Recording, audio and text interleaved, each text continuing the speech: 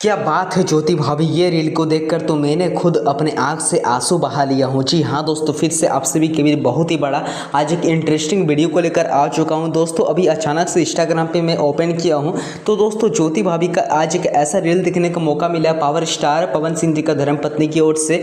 यानी कि दोस्तों पूरा मतलब ना क्या ही बात बोले, पावर स्टार पवन सिंह जी समझते नहीं है, इतना ज़्यादा ज्योति सिंह जी रिक्वेस्ट कर रहे कि प्लीज़ मुझे अपना लीजिए, कि प्लीज़ हम लोग दोनों साथ हो जाएंगे। फिर भी पवन भैया क्या मतलब कैसे इंसान है, मुझे भी आज तक समझ नहीं आ रहा है। देखिए दोस्तों, पवन सिंह जी के लिए ज्योति सिंह जी इतना ज़्यादा तमन्ना कर रहे हैं, इतना मंदिर जा रही है, जन्माष्टमी कर रही है, इतना ज़्यादा इंटरव्यू में बात बोल रहे हैं कि पवन सिंह जी मेरे लिए बहुत ही बड़ी भाग्य है। वो एक प्रकार का मतलब बहुत सारी बातें बोल रहे हैं, फ़नी फ़नी सवाल कर रहे हैं। तो आप सभी को दोस्तों बताना चाहता हूँ कि दोस्तों अगर दिल है ना ज्योति भाभी का जैसा दिल दोस्तों खोजने पर भी नहीं मिलेगा।